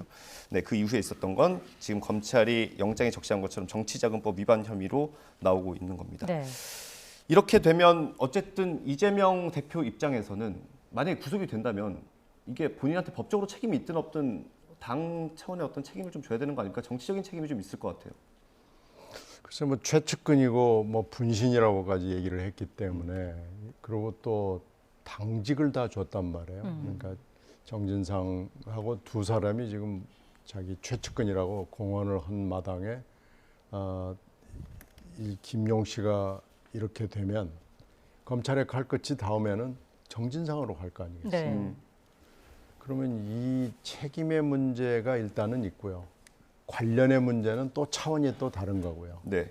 그러나 검찰이 그 두 가지 문제를 그냥 넘어갈 것 같지가 않습니다. 이 상황으로 봤을 때. 그러니까 모든 상황과 최악의 상황을 상정을 해가지고 대응을 어떻게 할 것인지 그리고 이 대표의 결정, 처신은 어떻게 할 것인지를 분명히 해야지. 계속해서 정치 탄압이다고만 외치고 있는 것이 과연 맞는지 이런 것까지 포함을 해서 지금 고민을 시작을 해야 되는 거고요. 이 김용의 체포영장은 앞으로 엄청난 시그널이 될 수 있고 이게 구속영장으로 연결이 된다고 그러면은 사태는 더 심각해지는 거고요. 지금 이제 고민을 이미 시작했을 겁니다. 다만 그걸 입으로 내서 얘기하는 현역 의원들이 없다는 것뿐이지 지금 누가 봐도 그걸 고민하지 않고 있다는 건 말이 안 되는 거거든요. 분명히 생각을 하고 있을 것이다. 정 의원님께서는 어떻게 좀 예상을 하고 계실까요? 저는 그 이재명 대표는 일단 고민 안 할 것 같아요. 왜냐하면 이런 걸 고민했으면 이번에 대표로 나오지 않았을 거예요. 그러니까 지금 그런 생각은 안 할 거고요. 결과적으로는 우리가 염려했던 그 사법 리스크, 그게 결과적으로 민주당이 그 이재명 대표와 함께 그냥 계속 가는 그 어려움 속에 있을 수밖에 없고요. 그다음에 이재명 대표가 이 인터뷰에서 이런 얘기를 합니다. 김용 씨에 대해서. 시키면 다 안 돼요. 그러니까 도구로 썼다 막 이런 단어들이 나오거든요. 그러면 결과적으로 김용 씨가 이재명 대표를 위해서 모든 일을 했다. 그런 부분에 대한 이미 본인 스스로 그냥 자진해서 얘기하는 그런 일이 벌어지잖아요. 그러니까는 앞으로 이거 말고도 제가 볼 때는 유동규 씨가 이거 하나만 자백할까요? 앞으로 아마 계속되는 얘기가 있을 수도 있다고 저는 보여집니다. 그러면 유동규 전 본부장이 저희가 추측하기로는 플리바게닝이 있었다라고 지금 민주당에서는 주장을 하고 있는데 그럼 더 추가로 뭐 어떤 검찰의 자료를 제공해서 얻을 수 있는 이익이 있습니까? 많죠. 더 잘못한 게 더 있을까요? 일단 오늘 새벽에 풀려 나왔잖아요. 그 검찰이 마음을 먹으면은 왜 구속을 다른 별건으로 안 했겠어요? 할 수 있죠. 또 하나는 검찰이 갖고 있는 최대의 무기는 형량입니다. 그래서 검찰을 우리가 무시할 수가 없는 건데요. 형량 가지고 또 할 수도 있고 혐의 적용도 있고 혐의 적용을 할 때 어떤 조항을 적용하느냐라는 거에서 검찰이 봐줄 수 있는 영역은 굉장히 많고요. 이제 만약에 본인이 내가 조금 감옥에 더 있는 걸 감내하겠다 그랬으면 오늘 새벽에 못 나왔죠. 근데 지금 본인이 나가겠다고 고집을 부리니까 지금 나온 거죠. 그래서 유동규가 입을 열기 시작했다는 얘기가 돌아다니는 건 꽤 되고 유동규가 입을 열기 시작했다는 건 그쪽 패밀리들이 함께 입을 열기로 결의했다. 그쪽이 뭐 도원결의 어쩌고 저쩌고 하니까 그렇게 볼 수 있고요. 그렇게 따진다면은 지금 정치자금 하나가 나와 있지만은 그 뒤에 대장동과 유래지구에 관련된 여러 가지 일들 거기에서 이재명 시장이 관련됐던 여러 가지 일들이 상당한 자료들이 확보가 돼 있을 개연성이 저는 굉장히 높다고 봅니다. 유동규 전 본부장의 진술을 이번 수사의 실마리로 보는 분석들이 적지 않고 신 의원님께서도 추가 폭로로 얻을 수 있는 것들이 적지 않을 것이다 보셨는데 법조인으로서 어떻게 들으셨습니까? 그 도원 결의를 했던 분 중에요. 그 두 분이 그 이재명 대표의 최측근이에요. 한 분이 김용, 한 분이 정진상이거든요. 그러면 저는 유동규 씨가 추가로 지금 얘기할 거는 결국 또 그 김용 씨 말고도 정진상 씨에 대해서도 지금 아마 할 얘기가 많을 거거든요. 그러면은 사실 그 유동규도 엄청 고민했을 거예요. 배신을 하느냐 마느냐의 문제잖아요. 네. 그 이재명 대표가 대통령이 됐으면 고민할 이유가 없어요. 근데 이제 그 대통령이 윤석열 대통령이 되는 순간부터 아마 유동규 씨는 엄청난 고민을 시작했을 거예요. 제가 볼 때는 이걸 어떻게 하냐. 그냥 여기서 계속 평생을 있어야 되냐. 왜냐하면 지금 이 돈이 장난이 아니잖아요. 거의 1조 원에 가까운 돈이 될 텐데. 그래서 그 이제 고민의 결론을 본인이 내린 게 아닌가. 그러면 앞으로는 계속 그 이제 쏟아낼 수밖에 없는 그런 상황이 될 거라고 저희는 이제 추측을 하는 거죠. 예. 저희가 제작진이 오늘 관련 기사를 찾다가 윤석열 대통령의 후보 시절에 비슷한 의혹을 제기했던 얘기가 있어서 그걸 제가 영상으로 준비했거든요. 이재명 대표 반박까지 같이 묶어봤습니다. 들어보겠습니다. 이 중범죄로 얻은 이 돈 가지고 이거 대통령 만드는데 안 쓰겠습니까? 이거 삼척동자도 다 아는 얘기 아니에요? 이런 사람을 대통령 후보로 내세우는 정당은 뭐 하는 정당입니까? 만약에 대선 자금으로 줬다는 주장이 맞다면 남욱이라는 사람이 작년 가을쯤인가요? 귀국할 때 JTBC와 인터뷰한 게 있습니다. 10년 동안 찔렀는데도 씨알이 안 먹히더라. 그리고 그들끼리 한 대화 녹취록에 이런 얘기가 나옵니다. 우리끼리 주고받은 돈 주고받는 이런 거는 2층 즉 성남시장실이 알게 되면 큰일 난다. 죽을 때까지 비밀로 하자. 이런 얘기들이 자기들 내부 녹취록에 나옵니다. 가장 친한 측근인 사람 중에 한 명이 지금 구속영장이 청구될 위기고요. 이재명 대표가 몰랐을 가능성도 있다고 보세요. 억울하다 이런 입장인 것 같은데.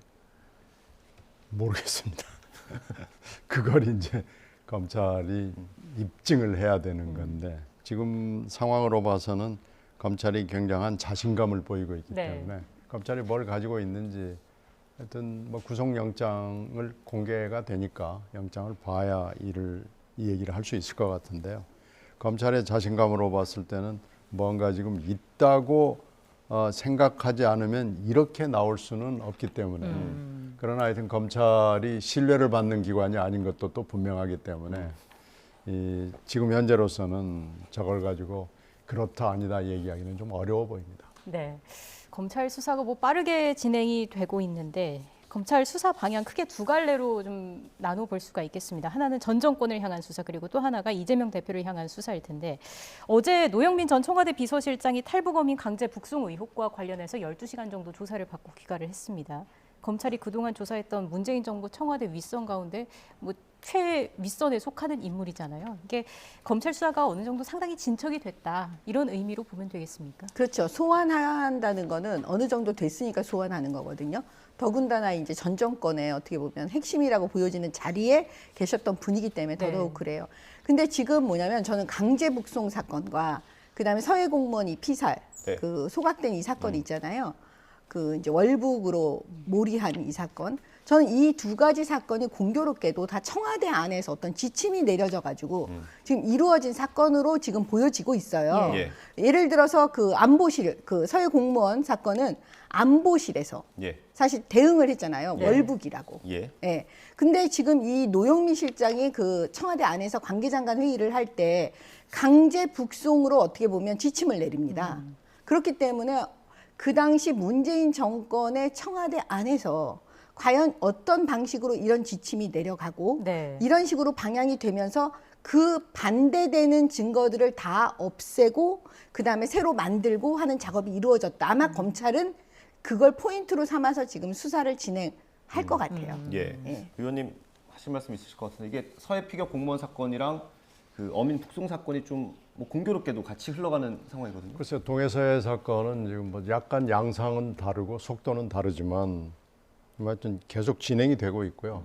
이것도 결국 검찰의 어떤 입증 자료, 증거 뭐 이걸로 판단이 날 거기 때문에 지금 단계에서는 이렇다 저렇다 예단하기는 좀 어려워 보입니다. 예.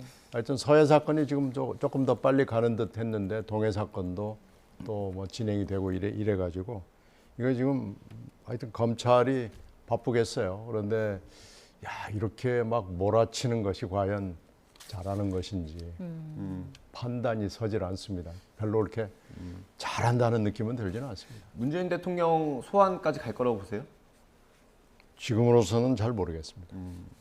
아직은 아닌 것 같은데. 아직까지는. 네. 일단 뭐 그 전에 정의용 전 실장이라든지 서훈 전 원장에 대한 어떤 조사가 먼저 좀 이루어지게 될까요? 아, 그렇죠. 만약에 문재인 대통령에 대한 수사를 하려면요. 그 전에 이제 모든 사람들에 대한 조사가 다 되고요. 네. 그 모든 사람들 조사 중에 무언가가 문재인 대통령을 향한 진술이 나와야지, 증거가 나와야지 되지 뭐 그냥 아마 소환 조사하고 이러지는 않을 겁니다. 예. 알겠습니다. 저희가 오늘 마지막 주제로 좀 넘어가 보겠습니다. 윤석열 대통령이 어제 원외 당협위원장들과 오찬 자리가 있지 않았습니까? 거기서 한 발언이 간접적으로 흘러나왔는데 좀 논란이 되고 있습니다. 오늘 아침 약식 회견에서 그 내용에 대해서 어떤 입장인지 기자들이 물었는데요. 관련 영상 보겠습니다. 주사파 발언에 대해서 민주당에서는 야당 겨냥한 것이냐는 어떤 좀 반발도 나오는데 어떤 입장인지 궁금합니다. 주사파인지 아닌지는 본인이 잘 아는 거니까 저는 어느 특정인을 겨냥해서 한 얘기는 아니고 대통령은 헌법상 우리 헌법을 수호하고 또 국가를 보위해야 될 책임이 있는 사람이기 때문에 마치 또 거기에 대한 얘기가 나와서 제가 답변을 그렇게 한 것입니다. 네. 이어지는 검찰 수사에 대해서 민주당에서는 야당 탄압이다 그리고 대통령실의 기획 사정이다 이런 주장을 하고 있습니다. 이에 대해서 어떻게 보시는지 궁금합니다. 수사에 대해서는 저 역시도 언론 보도나 보고 아는 정도고 자세한 내용은 제가 수사 내용을 챙길 정도로 한가하지는 않습니다. 그렇지만 뭐 야당 탄압이라는 얘기가 나오면 지금의 야당이 여당이던 시절에 그 언론사를 상대로 며칠 동안이나 압수수색을 했던 그런 것들을 좀 생각을 해보면은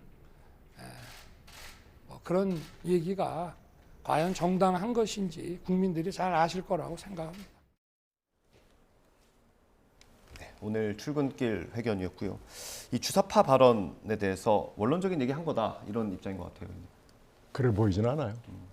여러 가지 정황을 보면은요. 대개 지금 이런 여야 대치가 예산국회가 거의 마무리될 무렵부터 시작할 걸로 예상을 했죠. 근데 지금 한 달하고도 몇 주를 지금 앞서서 어제 같은 사태가 벌어지고 또 그런 발언이 어제 또 나오는 거 보고 오늘 아침에 또 확인하고 이러는 걸 보면 전혀 협치나 뭐 야당에 대한 생각 이런 건 없고 그냥 원래 스케줄대로 두벅두벅 걸어가겠다라는 대통령의 생각이 녹아 있고요. 네. 그 녹아 있으니까 이제 검찰이 이렇게 나가는 거고요. 그렇게 따지면은 어제부로 여러 가지 대화의 채널은 끊어져 보입니다. 그래서 더 이상 이게 복원복구될 수 있을까? 저는 좀 회의적입니다. 좀 힘들어 보인다. 정 의원님 생각은 어떠실까요? 아니, 이 얘기는 그냥 이제 자연스럽게 질문하는 거에 대해서 그 답변하실 때 이제 하신 말씀이고요. 사실 대통령은 자유민주주의 체제를 수호하고 대한민국 대통령은 보호할 책임이 있는 분이잖아요. 그냥 원론적인 어떻게 보면 답변을 하신 거라고 봐요. 왜냐하면 그 주사파, 그다음에 종북 주사파 세력은 어떻게 보면 우리의 체제를 인정하지 않고 그 김일성주의자라고 알려져 있기 때문에 그 부분에 대해서 그냥 원론적으로 거긴 타협할 수가 없지 않냐.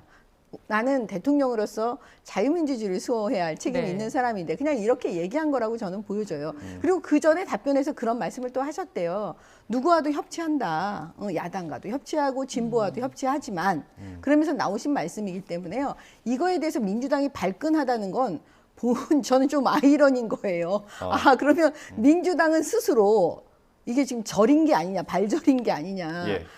본인들이 종북 주사파라고 생각하는 거 아닌가. 제발 저렸다. 예, 이런 생각이 들어요. 그냥 객관적으로 볼 때는요. 아니, 최 의원님 어제 다녀오셨죠? 아니요, 저는 안 다녀왔습니다. 아직 위원장이 아니어가지고. 아, 그렇구나. 죄송합니다. 되셨다는 걸로 알고 있었습니다. 예. 지금 윤석열 대통령 두 번째 발언 보면 그 수사에 대해서는 조금 더 강경한 입장을 보이는 것 같거든요. 어떻게 들으셨어요?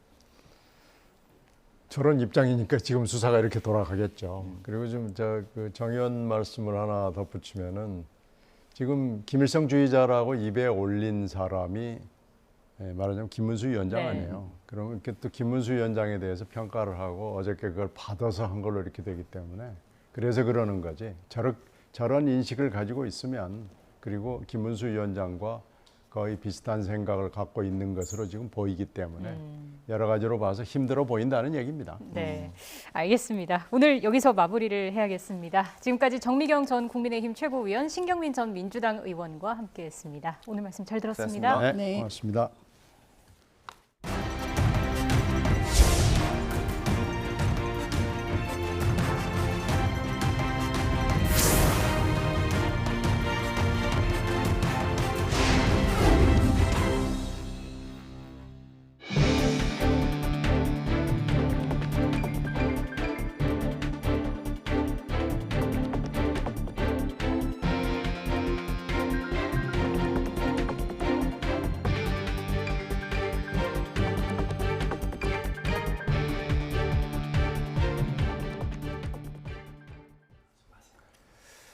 서울 강남의 대표적인 노후 대단지인 대치동 은마아파트 재건축이 근 20년 만에 서울시의 심의를 통과했습니다. 재건축을 통해 5,700여 가구의 대단지로 탈바꿈하게 되는 만큼 앞으로의 진행 상황과 또 부동산 시장에 미칠 영향이 주목됩니다. 황보연 기자의 보도입니다.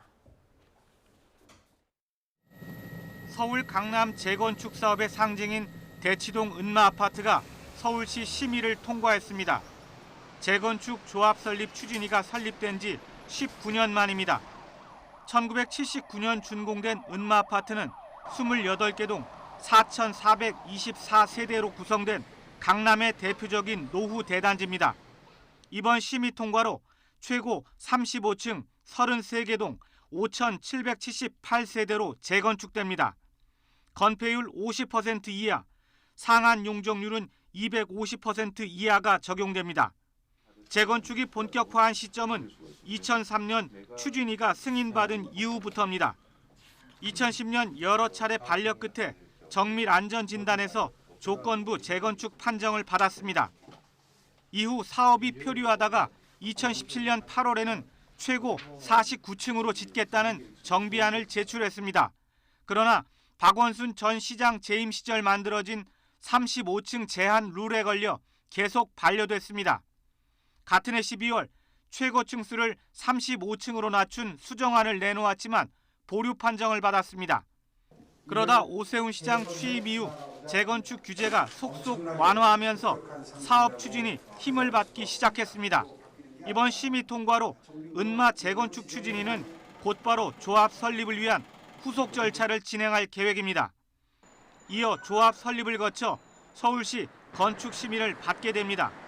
이번 심의 통과로 여의도 등 서울 시내 주요 재건축 사업도 한층 탄력을 받을 것으로 예상됩니다.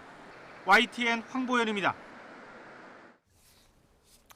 푸르밀 직원들이 사측의 일방적인 사업 종료와 해고 통보에 반발하며 집단 행동을 예고했습니다. 푸르밀 노동조합은 최근 성명을 내고 신준호, 신동환 부자의 비인간적이고 몰상식한 행위에 분노를 느낀다며 강력한 투쟁으로 생사의 기로에 선 비장한 마음을 표출할 거라고 밝혔습니다. 그러면서 회사 정상화를 위해 임금 삭감과 공장 인원 축소를 감내했지만 신 회장의 급여는 그대로였고 올해 초 퇴사하면서 퇴직금 30억 원까지 챙겨갔다고 지적했습니다. 한국소비자원이 손소독 티슈 19개 제품의 안전성을 조사한 결과 7개 제품이 살균과 소독 유효 성분 함량이 기준치를 벗어난 것으로 나타났습니다. 소독 성분인 에탄올과 벤잘코늄 염화물이 기준치에 미달한 제품이 5개, 초과한 제품이 2개로 조사됐습니다. 조사 대상 가운데 5개 제품은 질병 예방이나 완벽 살균 등 확인되지 않은 효능을 광고해 시정 권고를 받았습니다. 의약품과 의료기기 등에 대한 심사를 담당하는 식품의약품안전처 직원들이 이해충돌 소지가 있는 제약사 등의 주식을 보유했던 걸로 확인됐습니다. 국회 보건복지위원회 소속 더불어민주당 신현영 의원이 식약처로부터 제출받은 자료를 보면 식약처는 지난해 임직원을 대상으로 한 보유주식 이해충돌 심사에서 20명의 주식 보유 사실을 적발했습니다. 적발된 직원 가운데 9명은 공무원, 11명은 공무직이었습니다. 온라인에서 선입금을 요구한 뒤 물건을 보내지 않고 잠적하는 중고 사기 한 번씩은 들어보셨을 겁니다. 최근에는 같은 전화번호를 서로 다른 이름 10개로 돌렸으며 사기 행각을 벌이는 사례가 포착됐습니다. 접수된 피해 신고만 300건, 피해액은 2억 원이 넘습니다. 안동준 기자가 보도합니다. 지난 13일 A씨는 인터넷 중고거래 사이트에서 최근 품절 대란을 겪고 있는 휴대전화 매물을 발견했습니다. 판매자는 1991년생 윤모 씨. 원가보다 싼 가격에 주민등록증을 확인하고 곧바로 선입금했지만 송장을 보내준다는 문자를 받은 뒤 연락이 끊겼습니다. 이제 신분증을 당당하게 이제 보내주고 그 중고나라 카페에서 거래했던 이제 내역들이 쭉 있는데 몇 년 전부터 늘 활동을 이제 해 오신 분이길래 이제 믿고 거래를 했던 거죠. 사기가 의심돼 피해 신고 사이트에 검색해보니 이미 윤 씨에게 당한 사례가 여럿 있었습니다. 그런데 이상한 점이 발견됐습니다. 윤 씨 휴대전화 번호가 또 다른 중고거래 사기범으로 추정되는 사람들 번호와 정확히 일치했던 겁니다. 계좌번호나 휴대번호에 특정 번호가 반복적으로 돼 있거나 또 휴대번호가 제가 당한 저한테 사기를 치는 사람이 다른 사람의 휴대번호로 등록돼 있는 경우도 있었고. 취재진이 피해 사례를 수집해 분석한 결과 사기범은 이름 10개로 53개 전화번호를 돌려가며 범행을 저지른 걸로 파악됐습니다. 뒷자리가 똑같은 번호도 10개나 확인됐는데 범행을 위해 일부러 같은 뒷번호를 만들어 사용한 걸로 추정됩니다. 피해자들로부터 돈을 송금받을 때도 6개 은행 계좌 29개를 번갈아 가며 이용했습니다. 인터넷 사기 피해 신고 사이트 더치트 집계 결과 이들 10명의 명의로 접수된 피해 신고만 300건에 육박하고 피해액은 2억 원이 넘었습니다. 주로 휴대전화 등 고가 상품을 미끼로 삼았지만 식사권 같은 소액 품목도 가리지 않았습니다. 당장 다음 주 아버지 생신인데도 심지어 생신도 이번에 환갑이셔서 아버지한테 고르라고 하셨거든요. 제가 라센나가 제일 좋다고 하셔가지고 아버지가 고르셨는데 황당했죠. 피해자들은 대부분 신분증과 물건 인증 사진 등만 보고 의심 없이 돈을 보냈다가 낭패를 봤습니다. 애플리케이션에 지금 현재 있는 판매자가 조금 문제가 있는 판매자가인가 아닌가를 애플리케이션에 조금 확인을 하는 그런 것들이 저는 그래도 방법 중에 하나가 아닐까 생각을 하고. 전국 20개 이상 경찰서에 동시다발적으로 신고가 접수된 데다 범행에 사용된 계좌도 많아 수사엔 시간이 걸릴 전망입니다. 전문가들은 중고거래 사기 피해를 예방하기 위해 되도록 선입금을 하지 말고 카카오톡이나 문자보다는 중고거래 사이트 시스템을 통해 거래하라고 당부했습니다. YTN 안동준입니다. 일제강점기부터 1980년대까지 아동과 청소년을 대상으로 인권 유린이 자행된 선감학원이 공권력에 의한 중대한 인권 침해 사건이라는 판단이 나왔습니다. 진실화의는 오늘 기자회견을 열고 선감학원 아동 인권 침해 사건에 대한 진실규명 결정을 내렸습니다. 위원회는 진실규명을 신청한 167명 전원을 선감학원 피해자로 인정하고 단속 주체인 경찰과 운영 주체인 경기도에 총체적인 인권 유린 책임이 있다고 지적했습니다. SPC 자회사인 SPL 평택 제빵 공장에서 기계에 끼어 숨진 20대 노동자 A씨의 장례 절차가 마무리됐습니다. 오늘 새벽 6시 반쯤 경기 평택 장례문화원에서 A씨의 발인이 진행됐습니다. 유족은 A씨 시신을 화장한 뒤 천안 추모공원에 안치한 것으로 알려졌습니다. 오늘 0시 기준 코로나19 신규 확진자는 어제보다 4천여 명이 감소한 25,431명으로 집계됐습니다. 지난 14일부터 닷새 동안 이어진 전주 대비 증가세가 어제 감소세로 전환된 뒤 이틀째 흐름을 이어갔습니다. 위중증 환자는 249명으로 9일째 200명대를 나타냈습니다. 사망자는 23명으로 누적 사망자는 28,922명, 치명률은 0.11%로 나타났습니다. 오늘부터 만 65살 이상 어르신은 무료로 독감 예방접종을 받을 수 있습니다. 질병관리청은 오늘부터 만 65살에서 69살 어르신을 대상으로 한 인플루엔자 무료 예방접종이 시작된다고 밝혔습니다. 인플루엔자 국가 예방접종 대상은 생후 6개월부터 만 13살 이하 어린이, 임신부, 65살 이상 어르신 등입니다. 세계보건기구 WHO가 코로나19 발생 초기 발표한 국제적 공중보건 비상사태를 계속 유지하기로 했습니다. 현재 모든 나라의 상황이 개선됐지만 코로나19 바이러스의 변이가 계속되고 있고 여전히 위험성과 불확실성이 남아있어서 비상사태를 유지한다고 밝혔습니다. 이동원 기자입니다. 세계보건기구 WHO는 코로나19에 대해 최상위 경계인 국제적 공중보건 비상사태를 유지해야 한다는 WHO 국제보건긴급위원회의 권고를 받아들이기로 했습니다. The committee's view is that COVID-19 remains a public health emergency of international concern, and I agree. 지난주 열린 긴급위원회에선 코로나19 발생 이후 처음으로 비상사태 해제 여부를 논의했지만 만장일치로 시기상조라는 결론을 내렸습니다. 모든 나라의 코로나19 상황이 개선됐지만 코로나19 바이러스의 변이가 계속되고 있는 상황에서 위험성과 불확실성이 여전하다는 이유에서입니다.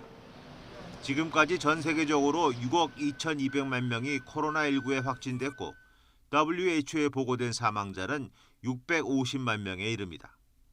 최근 전 세계 하루 확진자는 26만 3천 명, 한 주간 사망자는 856명으로 줄었지만 여전히 다른 질병에 비해 높은 수준입니다. And there is still too much fear that termination of the fake might aggravate existing inequalities in access to vaccine or therapeutics and might demobilize all the efforts engaged to prepare for a future pandemic. 무엇보다 코로나19 바이러스는 계속 변이하고 있는데 세계 각국의 방역 완화로 이를 제대로 관찰하지 못하고 있는 것이 문제로 지적됐습니다. WHO는 전파력이 강한 오미크론 변이의 하위 변이가 300개 이상 보고됐다며 이들 가운데 새로운 조합이 나타날 경우 심각한 면역 회피력을 가질 수 있다고 경고했습니다. YTN 이동원입니다. 미국 정부가 전기차의 핵심인 배터리 원료를 자국에서 생산하는 데 4조 원을 투자하겠다고 밝혔습니다. 중국에 의존하지 않고 동맹국들과 핵심 광물을 안정적으로 확보하겠다는 의지를 분명히 했습니다. 김선희 기자의 보도입니다. 미국의 주요 배터리 기업들과 화상회의를 가진 조 바이든 대통령. 자동차의 미래는 전기차지만 배터리 생산의 75%는 중국에서 이루어지고 있다고 지적했습니다. 그러면서 이제는 미국에서 전기차 배터리 소재인 주요 광물을 생산하겠다고 발표했습니다. 1차로 약 4조 원의 보조금을 12개 주의 20개 배터리 기업에 지급하겠다고 밝혔습니다. 20 companies represented on this screen across 12 states funded by the infrastructure law to build electric vehicles of the battery future here in America. Nearly 200 companies applied for these grants. 보조금을 받은 기업들은 자체 투자까지 포함해 약 13조 원을 배터리 원료 개발에 투입하게 됩니다. 백악관은 이를 통해 연간 200만 대 이상의 전기차에 공급할 리튬을 생산하고 흑연, 니켈의 생산 기반도 충분히 구축할 것이라고 설명했습니다. Some see a challenge, but we see an opportunity, a real opportunity, to shift to a net zero sum carbon world in one of the most significant economic transitions since the Industrial Revolution. 중국을 견제하겠다는 의지도 분명히 했습니다. 중국이 핵심 광물 공급망의 많은 부분을 통제하고 있어 미국 내 생산 기술을 갖추지 못하면 전기차 생산에 차질을 빚을 수 있다는 겁니다. 이번 정책으로 동맹국과 함께 핵심 광물 매장지를 파악하고 글로벌 공급망을 다변화하는 등 에너지 안보를 강화해 나갈 계획입니다. 미국이 주도하고 한국과 호주, 일본 등이 참여하는 핵심 광물 안보 파트너십과도 연결됩니다. 중국의 1대1로에 대응하는 미국의 이번 조치에 세계적인 에너지 전쟁도 한층 가속도가 붙고 있습니다. YTN 김선입니다. 푸틴 러시아 대통령이 우크라이나 내 점령지에서 계엄령과 대피령을 발동했습니다. 자국 내 이동 제한 명령도 내렸는데 불리한 전세는 물론 국내 통제를 강화하기 위한 고육책으로 풀이됩니다. 이상순 기자의 보도입니다. 우크라이나 헤르손의 한 항구에 아침 일찍부터 긴 줄이 생겼습니다. 대피선을 타려는 피난 행렬입니다. Здесь находятся две очереди людей, которые записывались в колл-центре. По правой стороне находится очередь на Олежке. 지난 9월 러시아가 전격 합병한 헤르손에는 6만 명 규모의 주민 대피령이 내려졌습니다. 우크라이나군의 대공세가 예고됐기 때문입니다. Попрошу воспринять мои слова всерьез и воспринять их как максимально быстрая эвакуация. Город сдавать мы не собираемся. Будем стоять до конца. Нацистов в город мы не пустим. 러시아군은 악전고투 중입니다. 지난달 동부 하르키우 전선이 붕괴한 데 이어 남부 헤르손주 전선까지 위태위태합니다. 러시아는 헤르손 등 4개 점령지를 전격 합병하고 자국 내에서 30만 명의 예비군 동원령까지 내렸지만 상황은 나아진 게 없습니다. 우크라이나군은 러시아의 합병 선언 직후 동부 요충지 리만을 탈환했고 이달 들어 헤르손에서만 500제곱킬로미터를 탈환했습니다. 결국 5개월 만에 러시아 국가안보회의가 다시 소집됐습니다. 도네츠크와 루안스크, 헤르손, 자포리자주 등 4곳에 계엄령이 선포됐습니다. 총력 방어 체제입니다. Продолжаются обстрелы. Гибнут мирные люди. Неонацисты используют откровенно террористические методы диверсии на объектах жизнеобеспечения. Устраивают покушения на представителей местных органов власти. 푸틴 대통령은 자국 내 80여 개 지역 수반에게 군사작전 지원 등을 위한 생산 증대와 관련한 추가 권한을 부여했습니다. 또 우크라이나 접경에는 이동 제한 명령도 발동했습니다. 사실상의 전시체제인데 이마저 실패할 경우 푸틴 대통령에겐 총동원령을 통한 전면전과 핵공격 같은 극단적 카드만 남게 될 전망입니다. YTN 이상순입니다. 러시아의 미사일과 드론 공격으로 전력시설에 심각한 타격을 입은 우크라이나가 20일 전국적으로 순환 단전에 들어갑니다. CNN과 블룸버그 등에 따르면 우크라이나 에너지부는 19일 전력시설 손상으로 긴급 단전이나 계획 단전을 시행한다고 발표했습니다. 우크라이나 에너지부 장관 고문은 이날 텔레비전을 통해 발표한 성명에서 불행히도 새 조사에 따르면 전체 발전시설과 용량의 약 40%가 심각하게 손상됐다고 말했습니다. 따뜻한 서풍이 유입되면서 때이른 추위가 누그러졌습니다. 이렇게 가을볕 아래 서 있으면 온화한 기운마저 드는데요. 현재 서울 기온은 18.5도로 어제 같은 시각보다 3도가량 높습니다. 앞으로 기온은 1에서 2도가량 더 오르겠는데요.